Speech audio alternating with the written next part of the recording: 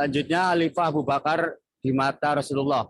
Beliau adalah sahabat Rasulullah yang senantiasa mendampingi langkah Nabi untuk menghadapi kaum musyrikin yang selalu berusaha untuk menghalangi dakwah Nabi. Bukan hanya itu, Nabi Abu Bakar juga termasuk sahabat yang paling senior di antara sahabat-sahabat yang lain.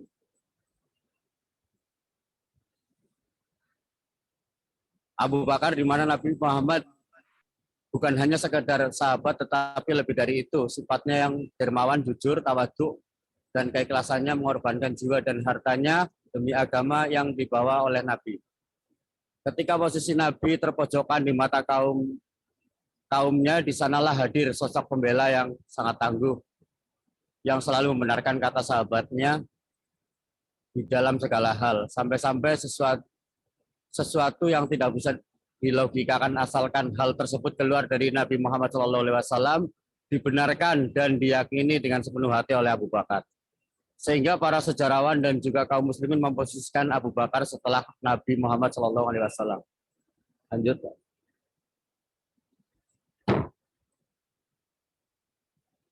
Pembayatan Khalifah Abu Bakar. Proses pembayatan Khalifah Abu Bakar As-Siddiq. Setelah Rasulullah SAW wafat tahun 11 Hijriah, beliau tidak meninggalkan wasiat tentang orang yang akan menjadi penggantinya. Oleh karena itu, setelah Rasulullah wafat, para sahabat segera berkumpul untuk bermusyawarah di suatu tempat, yaitu Saqifah Bani Sa'idah, guna memilih pengganti Rasulullah dalam memimpin umat Islam. Dalam pertemuan itu mereka mengalami kesulitan, bahkan hampir terjadi perpecahan di antara masing-masing golongan. Usulan kaum Ansor dan Muhajirin yang sama-sama di antara kaum tersebut menginginkan seorang khalifah di kalangan mereka, akan tetapi usulan tersebut ditolak dengan tegas, sehingga di antara mereka menyimpulkan bahwa kaum Muhajirin memang lebih berhak untuk mengendalikan kekuasaan ini. Dan semua sepakat bahwa Umar bin Khattab maju dan membaiat Abu Bakar, yang kemudian diikuti oleh semua yang hadir di Saqifah.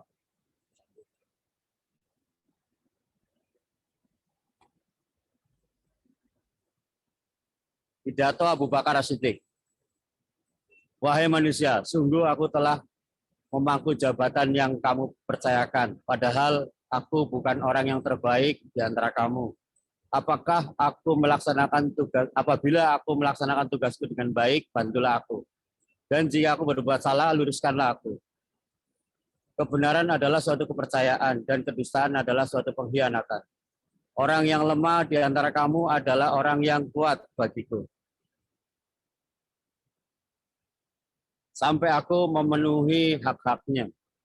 Dan orang kuat di antara kamu adalah orang yang lemah bagiku, hingga aku mengambil haknya. Insya Allah. Janganlah seorang dari kamu meninggalkan jihad, maka Allah akan menimpakan mereka suatu kehinaan. Patuhilah kepadaku selama aku taat kepada Allah dan Rasul-Nya. Jika aku tidak mentaati Allah dan Rasul-Nya, sekali-kali janganlah kamu mentaatiku. Dirikanlah sholat, semoga Allah merahmati kamu.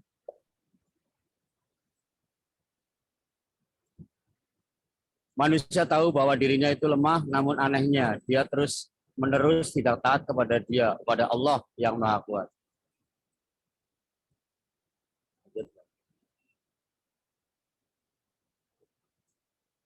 Perjuangan Khalifah Abu Bakar As-Siddiq selama masa pemerintahan.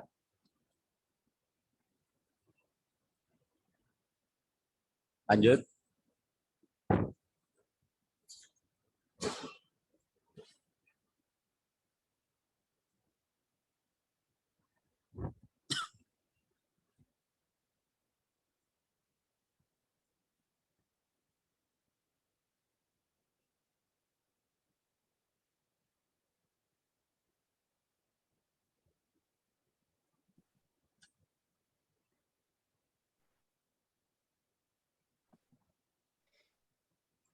Pencapaian pada masa Khalifah Abu Bakar. Dalam masa pemerintahan Khalifah Abu Bakar menghadapi berbagai macam persoalan. yaitu persoalan dalam negeri, adanya kelompok murtad, nabi palsu, dan pembangkang zakat. Persoalan ini diselesaikan dengan perang Riddah, perang melawan kemurtadan. Persoalan luar negeri, Khalifah Abu Bakar mulai melakukan ekspansi ke wilayah utara untuk menghadapi pasukan Romawi dan Persia yang selalu mengancam kedudukan umat Islam. Namun ia meninggal dunia sebelum misi ini selesai dilakukan. Lanjut.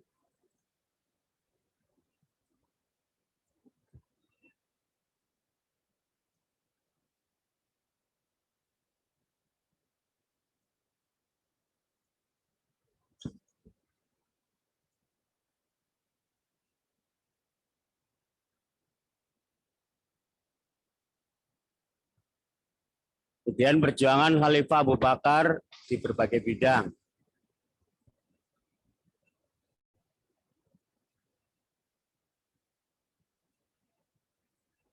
Macet Pak Mafruki.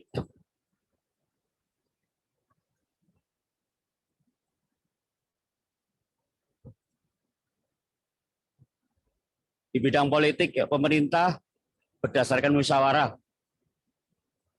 jika masalah terjadi.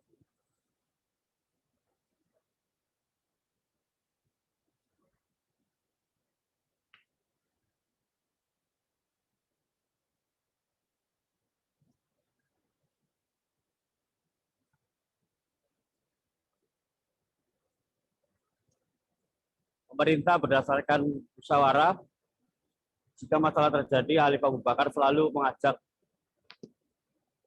masyarakatnya untuk bermusyawarah.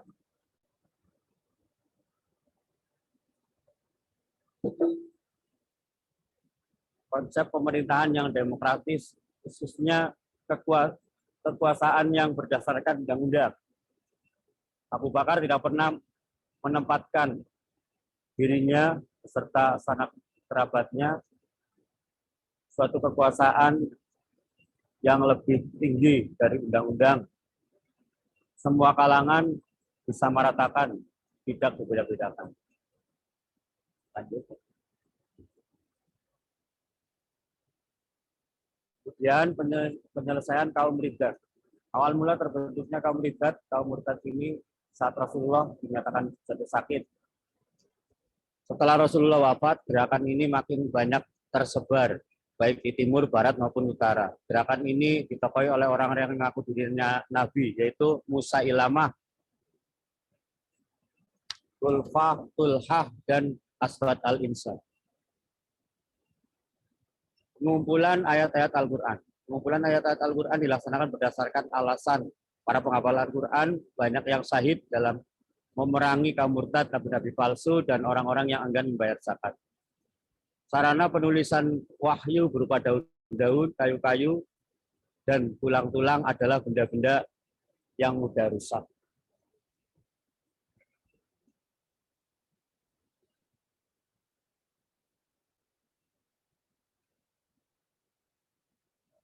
Kemudian di bidang pendidikan, pola pendidikan pada masa Khalifah Abu Bakar masih sama seperti pada masa Rasulullah SAW. Baik dari segi materi lembaga pendidikannya, dari segi materi pendidikan Islam, terdiri dari pendidikan tauhid dan keimanan, akhlak ibadah, kesehatan, dan lain sebagainya. Pendidikan keimanan yaitu bahwa satu-satunya yang wajib disembah adalah Allah. Pendidikan akhlak seperti adab, masuk rumah orang, sopan santun bertetangga, bergaul dalam masyarakat, dan lain sebagainya. Pendidikan ibadah seperti pelaksanaan sholat, puasa, dan haji. Kemudian pendidikan kesehatan seperti tentang kebersihan, gerakan demi gerakan dalam sholat, maupun pendidikan untuk memperkuat jasmani dan rohani. Kemudian di bidang ekonomi, sebuah lembaga mirip Bait Al-Mal. Di dalamnya dikelola harta benda yang didapat dari zakat, infak, sedekah, ghanimah, dan lain-lain. Penggunaan harta tersebut digunakan untuk gaji pegawai negara dan untuk kesejahteraan umat sesuai aturan yang ada. Pada waktu itu ada penolakan dari suku atau kabilah Abs dan Subian. Kemungkinan kekikiran atau menurut mereka zakat merupakan upeti yang tidak berlaku lagi setelah Rasulullah wafat. Abu Bakar dihadapkan pada situasi sulit terhadap pemakanan itu. Walaupun Umar bin Khattab cenderung membiarkannya, namun Abu Bakar tetap memerangi siapapun yang tidak membayar zakat. Kemudian di bidang militer, dengan mengorganisasikan pasukan-pasukan yang ada untuk mempertahankan eksistensi keagamaan dan pemerintahan, pasukan ini disebarkan untuk memelihara stabilitas di dalam maupun luar negeri. Di antara panglima yang ada ialah Khalid bin Walid, Musanna bin Haritsah, Amr bin As, Zaid bin Sufyan, dan lain-lain. Beberapa pasukan tersebut juga dikirim untuk ekspedisi pengembangan Islam ke Syria dan Persia.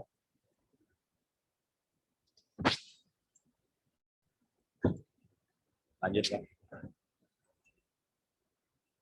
Kemudian wafatnya Khalifah Abu Bakar As-Siddiq. Khalifah Abu Bakar As-Siddiq wafat pada tahun 13 Hijriah, malam Selasa 7 Jumadil Akhir pada usia 63 tahun. Dan kekhalifahannya berjalan selama 2 tahun, 3 bulan, dan 10 hari. Dan beliau dimakamkan di rumah Aisyah di samping makam Rasulullah Shallallahu Alaihi Wasallam. Kesimpulannya dari penjelasan yang terurai di atas dapat disimpulkan bahwa Khalifah Abu Bakar As-Siddiq adalah seorang pemimpin yang tegas, adil, dan bijaksana selama hayat hingga masa-masa menjadi khalifah. Abu Bakar dapat dijadikan teladan dalam kesederhanaan, kerendahan hati, kehati-hatian, dan kelemah lembutan pada saat dia kaya dan memiliki jabatan yang tinggi. Ini terbukti dengan keberhasilan beliau dalam menghadapi dan mengatasi berbagai kerumitan yang terjadi pada masa pemerintahannya tersebut. Beliau tidak mengutamakan pribadi dan sanak kerabatnya, melainkan mengutamakan kepentingan rakyat dan juga mengutamakan masyarakat demokrasi dalam mengambil suatu keputusan. Mungkin ini saja yang bisa disampaikan ya dari kelompok kami. Kurang dan lebihnya kami mohon maaf. Bila nanti ada pertanyaan-pertanyaan yang mungkin bisa saya jawab, atau mungkin Ustadz Alvan nanti yang jawab, atau kalau nggak bisa nanti langsung Ustadz Aminullah. Sekian dari kami. Assalamualaikum warahmatullahi wabarakatuh. Waalaikumsalam warahmatullahi wabarakatuh. Jazakumullah khair. Ustadz Daryono dan Ustadz Ruki ini yang sedang menggantikan Kak Alvan ya. Dapat nilai tambahan Ustadz Ruki. Ya, ini dapat nilai tambahan sebagai operatif. Alhamdulillah. Ada nilai plus kali. Ya, itu dia nilai plusnya. Saya perlu mengulang dulu ya ke sahabat-sahabat semua bahwa karena ini tugas kelompok, maka bisa dipastikan proses baik dari mulai penyusunan sampai kemudian teman-teman menyampaikan, baiknya hadir dua-duanya. Seperti kemarin kelompok 1 ada Kak Latifah dan juga Kak Siti ya, maka baiknya seperti itu. Walaupun hari ini belum gabung ya Kak Alvan, mungkin nanti akan Anda gabungkan dengan kelompok yang lain ya, agar proses presentasinya juga nilainya terisi begitu. Tapi sekarang Pak Daryono, dari Ana yang pertama slide-nya bagus ya. Slide-nya bagus ya, sangat informatif dan grafisnya juga bagus. Nah, jadi memang satu tips dalam presentasi itu, teks dalam slide jangan lebih dari beberapa 100 kata, itu jangan sampai kebanyakan ya. Ada yang bilang maksimal di 50 kata ya, bukan 50 kalimat ya, 50 kata. Jadi kita harus bisa mencari di teks itu apa sih intinya gitu, sehingga nanti kita bisa uraikan. Nanti ini buat yang sahabat-sahabat yang kelompok 3, 4 dan seterusnya, kalau mau membuat PowerPoint, nah itu satu tipsnya adalah begitu. Jadi sudah bagus, saya masuk ke materi ya. Sebelum disampaikan dari yang lain dulu. Oh iya, ini kan Anda biasanya bagian kemarin itu memention nama-nama. Bagaimana Kak Fauzi, Kak Irfan Fauzi, bagaimana Pak Mafruki, dan lain-lain. Nah, sebaiknya teman-teman kalau mau raise hand atau kemudian mau speak up, itu sangat bagus. Ya, insya Allah Anda mencatat siapa-siapa yang kemudian memberikan komen dan apa komennya begitu, memberikan masukan dan apa masukannya, memberikan pendapat apa pendapatnya, sebisa mungkin Anda catat. Minggu kemarin Anda lupa nggak rekam begitu ya. Minggu sekarang Anda rekam, nanti kalau diskusi kita ada yang kelewat, teman-teman bisa masuk lewat YouTube ya insya Allah. Tep, ada yang mau menyampaikan dulu tambahan buat kelompok Pak Daryono dan Pak Alvan, Kak Alvan? Belum ada? Oke, Anda jawab Panjing. Tep, berarti menurut Pak Daryono ya, kira-kira aspek apa yang paling dominan sehingga kemudian Khalifah Abu Bakar As-Siddiq itu bisa menyebarkan Islam menjadi sebuah peradaban pada masanya? Monggo, Pak Daryono.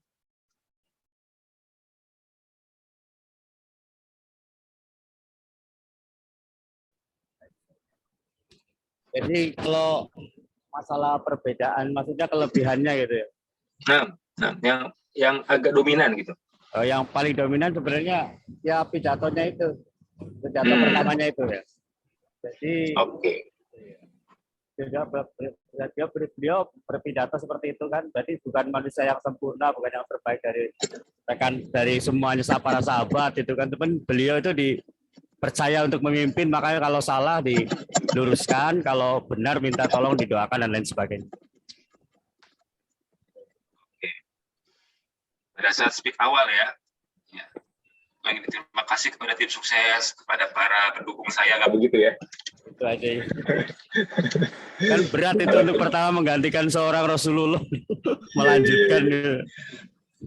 Iya, siap. Sedikit refresh di pertemuan sebelumnya ya, di mana kemudian kita membahas tentang peradaban di masa Rasulullah SAW ya, dengan kelompok Kak Latifah dan Kak Siti. Memang di masa Abu Bakar ini ada beberapa tadi yang sudah Pak Daryono dan Kak Alvan itu munculkan. Ada banyak bidang yang kemudian mulai dikelola ya pemerintahannya begitu.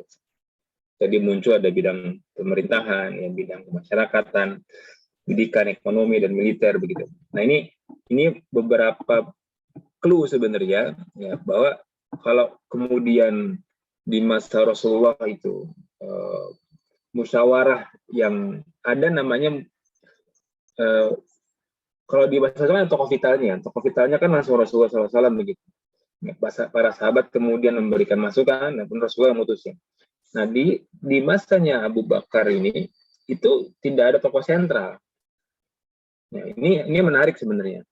Ya, ini menarik, maka bisa kita bilang ini sebagai cikal bakal proses pengambilan keputusan yang memang praktis orang itu sama rata di awal gitu kan, malah nggak ada yang berani. Saya kemudian dia nyunjuk, udah kamu aja begitu. Nah itu dan itu juga menjadi dasar bagi Abu Bakar untuk menjalankan pola pemerintahannya, karena beliau tidak merasa hebat, tidak merasa paling tahu, paling jago, maka kemudian ketika butuh sesuatu musyawarah begitu ya. Ini yang menjadi salah satu poin ya, dari Ana ya, untuk menguatkan bahwa satu peradaban yang kemudian dia bisa muncul dan berkembang, maka bisa dipastikan tuh lingkungan terdekatnya dia memahami apa yang sedang dilakukan oleh dia pada hari itu, oleh kelompoknya pada hari itu, ya, oleh kaumnya pada hari itu. Nah, ini dilakukan oleh Abu Bakar dalam konteks bagaimana beliau menyusun pemerintahan, menyusun undang-undang, kemudian menyusun berbagai macam kebijakan yang memang akhirnya muncul beberapa tadi bidang-bidang yang tadi Pak Daryono sudah sebutkan begitu kurang. Baik, itu dari Ana, Mukadimah. Fadal yang lain? Boleh raise hand atau boleh langsung speak up, open mic gitu. Silakan. Kak Fauzi kayaknya udah nggak sabar nih. Ayo Kak Fauzi, mainkan. Ya.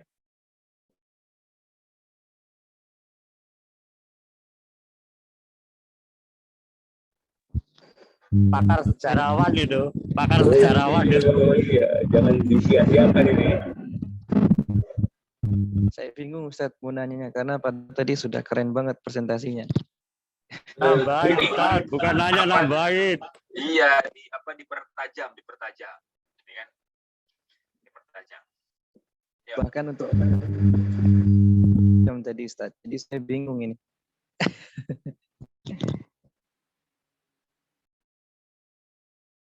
sementara masih mengalir, Ustaz. Kebetulan juga memang Oke. sinyal kurang baik ini, Type. agak Oke, Pak Ruki, nih barangkali Pak Ruki setelah melihat slide secara langsung ya, mencoba mengoperate, ada insight apa nih dari Mas Abu Bakar Khalifah ya? Assalamualaikum warahmatullahi wabarakatuh. Assalamualaikum. Tadi pada saat pemilihan khalifah pertama, kan ada pertentangan gitu ya antara Muhajirin dan Ansor. Tapi dengan pada akhirnya diputuskan Abu Bakar sebagai khalifah. Apa yang membuat Abu Bakar ini bisa diterima ya oleh banyak pihak ya? Apakah murni karena Abu Bakar adalah orang yang paling dekat dengan Nabi Muhammad, atau ada faktor lain yang memang dari pribadi Abu Bakar yang membuat orang memilih beliau untuk menjadi khalifah pertama gitu? Terima kasih, Ustaz. Ya, langsung dijawab Pak dari Eno silakan.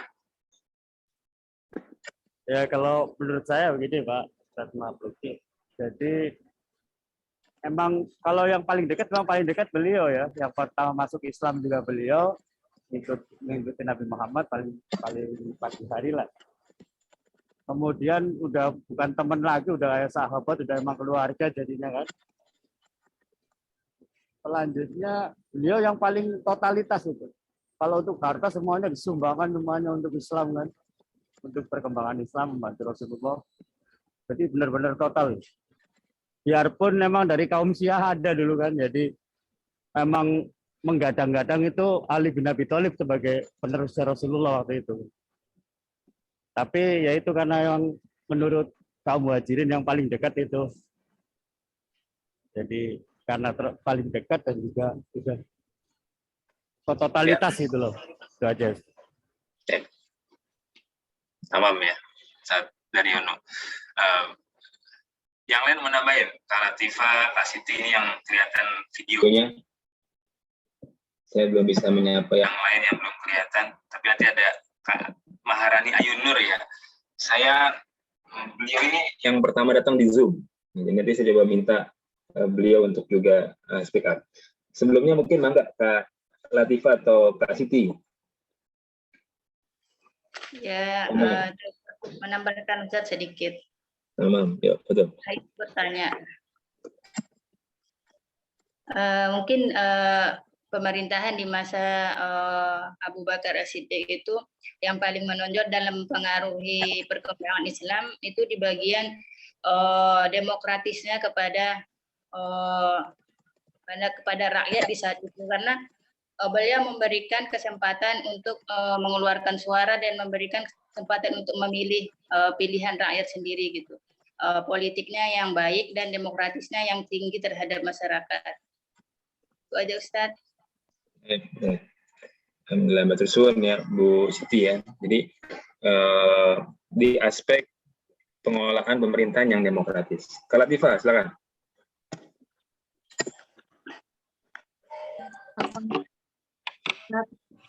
Belum ada. Belum ada. Belum ada Ustaz. Tamam. Kita pindah ke Karidani Ayu.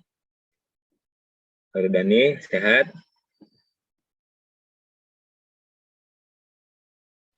Ya Ustadz. Siap.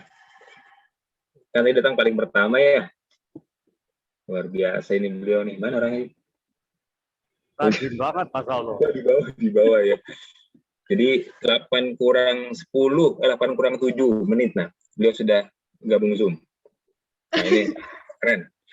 Ya, maksudnya biar nggak kelewat begitu. Oh, pastikan panggilnya apa? Ayu ya? Atau Nur? Ridani aja Ustadz. Baik. Mangga, Kak Ridani apa?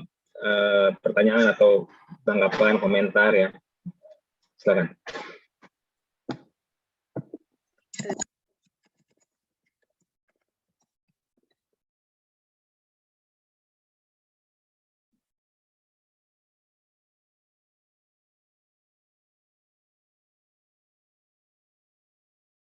Buka friend lu ini. Apa dong, kasih tau gue dong. Gak apa-apa, Kak Ridanya kalau misalkan belum bisa ngasih pendapat atau komentar, nggak apa-apa. Iya Ustadz, soalnya tadi habis acara Hot Meal, jadi sambil dengerin Hot Meal. Masya Allah, Hot Meal Quran di mana? Iya di Cikarang Ustadz. Tadi habis doa Hot Meal. Iya Ustadz. Oke. Afwan Ustadz. Salam buat Ustadz Heri ya, Ki Heri ya. Iya Ustadz. Baik. Tapi tetap monitor ya, biar nanti bisa dapat kesimpulannya. Oke.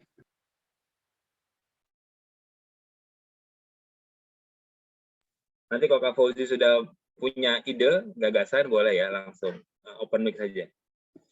Anak pindah ke, ini open cam, Karnita Maharani. Hadir Ustadz. Saya mengapresiasi yang open cam untuk dapat kesempatan buat speak up. Nanti berikutnya Kak Auliani kan ya. Kak Auliani kan bersiap setelah Kak Karnita Maharani. Silakan Kak Karnita. Iya Ustadz. Pertanyaan, masukan, pendapat, penajaman terkait dengan masa Abu Bakar. Menurut Kak Maharani, Kak Karnita, kira-kira apa sih aspek yang paling dominan di masa Abu Bakar dalam mengelola suatu peradaban? Silakan. Kalau pendapat Ana di masa Abu Bakar ini pemerintahannya ya Ustadz, lebih ke pemerintahannya, diatur ke pemerintahan. Oke, ya. Oke, kenapa pemerintahannya?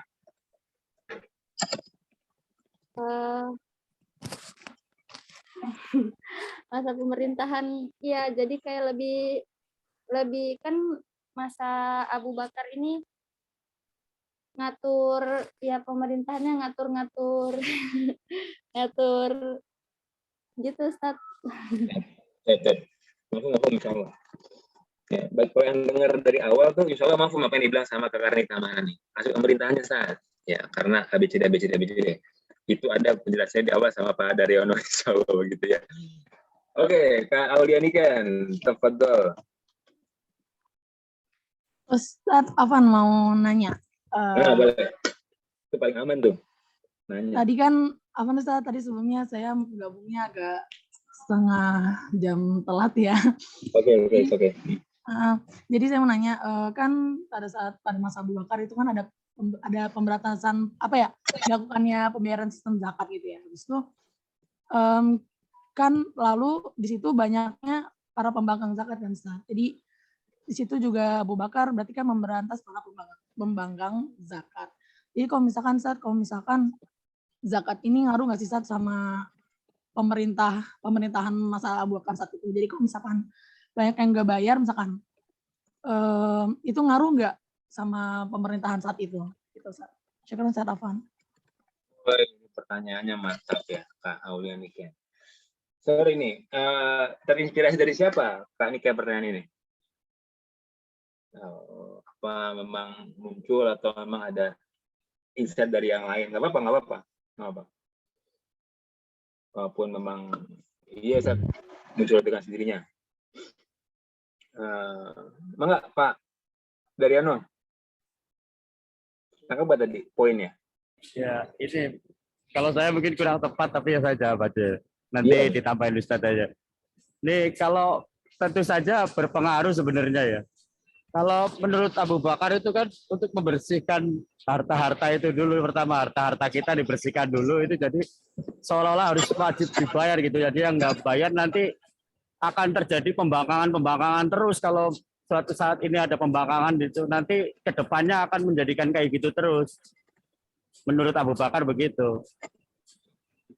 Jadi kalau Umar bin Khattab kan cenderung membiarkan gitu kan. Nanti kalau dibiarkan terus tambah bangkang terus di kepemimpinan berikutnya kayak gitu. Makanya berani mengambil keputusan tegas Abu Bakar As-Siddiq memerangi siapa yang nggak membayar zakat. Karena itu juga untuk membayar gaji para pegawai negara. Ya, itu aja mungkin Ustaz.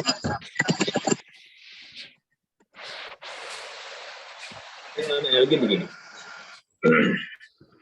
Jadi poin besarnya adalah bahwa di masa Abu Bakar sudah ada peraturan, kesepakatan peraturan ya dalam mengelola pemerintahan begitu. Nah, kita tahu bahwa ada aturan syariat yang kemudian Allah sudah turunkan begitu. Nah, kemudian ini diteruskan dalam kehidupan sehari-hari dan Rasulullah kemudian memberikan tuntunannya lewat sunnah-sunnahnya. Nah, dalam satu perintah itu juga Allah kemudian meminta agar seluruh umat Islam itu membayar zakat. Nah, karena ini hal yang nggak biasa kan pada waktu itu, hal yang nggak biasa seperti halnya perintah khomer ya. Perintah khomer itu muncul, larangan khomer oleh Allah Subhanahu Wa Taala itu digambarkan bahwa kota Mekah itu penuh dengan tumpahan arak gitu ya, tumpahan alkohol. Karena memang sudah yakin bahwa ini harus ditinggalkan. Dan kita dengar juga bahwa instruksi untuk meninggalkan khamar itu bertahap gitu ya. Nah, pun Abu Bakar punya satu pandangan yang luar biasa bahwa kalau ini perintah Allah kemudian tidak dilaksanakan, padahal ini hal yang wajib gitu, makanya akan berefek kepada perintah-perintah yang lain. Kalau dia suka dia lakuin, kalau dia nggak suka dia nggak lakuin. Nah ini terjadi nih hari ini gitu. Dan ini terjadi hari ini kemudian kita cenderung memilih yang kita suka dan meninggalkan yang kita nggak suka di berbagai macam aspek aturan. Ya. Contoh, ya buang sampah aja ya. Kalau teman-teman buang sampah itu nunggu tong sampah atau nunggu nggak ada orang. Kalau nggak ada orang baru dibuang gitu. Buangnya di mana aja tentunya. Jadi ya. Atau nunggu tong sampah nih. Jadi walaupun nggak ada walaupun kita nggak nunggu tong sampah, isi aja dulu. Walaupun nggak ada orang. Itu kan aturan sederhana begitu ya. Jadi begitu banyak larangan, dilarang parkir, tapi di situ juga kemudian orang parkir di situ. Dilarang stop, di situ juga orang berhenti. Jadi akhirnya di kita itu banyak aturan, tapi akhirnya juga banyak pelanggaran. Maka sempat ada satu anekdot, waktu itu nggak usah ada aturan, gitu kan? Nggak usah ada aturan, cuma nggak ada pelanggaran kan begitu ya logika sederhananya. Jadi kalau antum nggak mau lupa hafalan, jangan ngafal. Ini satu kesimpulan yang salah ya. Jadi kalau misalkan nggak mau lupa hafalan, jadi nggak ngafal. Nah, jadi pertanyaan dari Kak Aul, mukadimahnya begitu. Kalau tadi dibahas apa dari Ono, ini adalah perintah Allah, maka itu wajib untuk kemudian ditunaikan. Kalau dari hal yang sederhana saja kemudian tidak ditunaikan, bagaimana nanti muncul perintah-perintah selanjutnya? Perintah perang, ya. Itu perintah-perintah yang memang sudah menyangkut hidup dan mati. Kalau zakat mah nggak ada hidup matinya kan? Nah, kita hari ini belum masuk nih. Kita hari ini masih ibadah-ibadah yang enak nih. Ya kan? Sholat kan ibadahnya enak, gitu ya. Ngaji ibadahnya enak. Zakat ibadahnya enak. Sedekah ibadahnya enak. Itu semua itu berdampak kepada ketenangan hati. Nanti kalau sudah mulai perintah jihad itu berkumandang, waduh pokoknya. Yang muda-muda nih ya, Fauzi, ya kan, Kang Arsy gitu kan. Oh kita ya Pak Mahruhi ya, Pak Daryono, saya ini kan. Pada masa itu perintah itu turun, mungkin sudah kata Rasulullah mah udah Bapak udah uzur, udah di sana aja nggak usah ikut perang gitu. Tapi kita pengen mati syahid, kita maju juga kan lebih kurang. Nah itu gambaran awal dari kenapa kemudian pembangkang zakat ini mempengaruhi pemerintahan Abu Bakar. Karena kalau yang pertama ini kemudian tidak dilakukan, maka ke depannya aturan-aturan yang akan diterapkan itu juga mungkin akan dilanggar. Yang kedua, pemerintahan itu harus dibiayai. Ya, pemerintahan itu harus dibiayai. Maka kalau kemudian negara itu malah dalam tanda kutip membebani rakyatnya, ya dengan berbagai macam pungutan-pungutan, itu malah mengurangi sebenarnya izah negara. Dan ingat ya, zakat itu kan hanya untuk yang kena zakat dan besarnya 2,5% saja, ya, nggak gede-gede gitu loh. Jadi kalau teman-teman punya duit 100.000, 2,5% cuma 250 perak, gitu ya, lebih kurang ya, nggak gede-gede. Nah, dan 250 perak tuh bisa beli apa sekarang? Permen aja nggak dapat, permen 1.003, gorengan 2.001, 2,5% ya nggak dapat. Nah jadi ada beberapa kewajiban negara yang kemudian memang dia harus lakukan, memberikan pertama jaminan kesejahteraan, dua jaminan kenyamanan dalam hidup. Ya. Jadi kalau kemudian Abu Bakar pada waktu itu ya, tidak tidak menindak ya orang-orang yang kemudian dia membangkang gitu, maka ini muncul ketidaknyamanan. Apa coba teman-teman yang hari ini lihat nih, polisi menilang ya orang, memberhentikan, pertama berhenti dulu nih, melanggar, sama-sama melanggar lampu merah, satu ditilang, satu enggak. Gimana perasaannya, Kang Arsy? Kang Arsy ini bersebelahan nih di lampu merah Polres misalkan, sama Kang Fauzi, ya. Melanggar lampu merah, yang diberhenti cuma Kang Arsy, Kang Fauzi yang diberhentiin. Gimana kira-kira? Soalnya Kang Fauzi pakai peci jadi Mau khotbah ya. Kita bosnya ini Pak Ustadz yang mau khotbah. boleh. Helm ya. Amplopin aja kan. Amplopin aja. Ya, ternyata di situ muncul. Karena saya dulu pernah pernah ditilang, saya ya dalam posisi lengkap posisinya. Helm pakai, jaket pakai, sen lengkap, spion lengkap gitu. Ditilang. Directly di sebelah saya ada orang pakai motor nggak pakai helm. Saya bilang, Pak Polisi itu kan nggak ditilang, saya bilang. Akhirnya muncul pemberontakan. Sebab dari ketidaktegasan aparat pemerintah atau penegak hukum dalam penerapan hukum. Nah, itulah kemudian challenge di masa Abu Bakar. Bagaimana kemudian Abu Bakar mulai ya, menerapkan semua aturan-aturan itu secara tegas. Itu aspek pemerintah. Sebenarnya ini banyak ada kalau Anda lihat ya, dua bidang lagi tadi, bidang kemasyarakatan dan bidang ekonomi yang kemudian menarik di masa ini. Gitu. Ada Baitul Mal yang kemudian beliau sudah kelola, dan kalau kita mau membuat peradaban, maka potensi yang paling utama ya, selain potensi sumber daya manusia, juga sumber daya uang yang harus dikelola. Sumber daya alam termasuk juga dalamnya adalah uang. Suatu negara yang dia mampu mengelola sumber dayanya, terutama sumber daya yang memang dia miliki, source-nya, maka bisa jadi satu negara yang mempengaruhi negara-negara lain. Contoh, ya, ini buat teman-teman semangat ya. Jepang itu sebuah negara yang nggak punya banyak sumber daya. Ya. Tapi ala kulihal ternyata Jepang mencontek yang dia butuh dan di-apply di Jepang. Dia nggak punya tanah pertanian, tapi dia buat vertical garden. Dia buat pertanian di dalam gedung. Waduh, itu nggak kebayangan itu ya. Pakai ramuan apa itu untuk numbuhin padi-padinya. Searching aja tadi di Google atau di YouTube, keluar tuh pertanian di Jepang.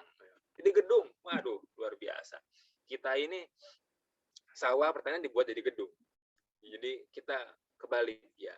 Nah, ini challenge buat teman-teman agar ke depan, kalau teman-teman nanti diberikan kesempatan buat ngelola negara, ngelola sebuah peradaban yang kecil, peradaban kecil, maka seluruh potensi kalau bisa itu yang dijaga.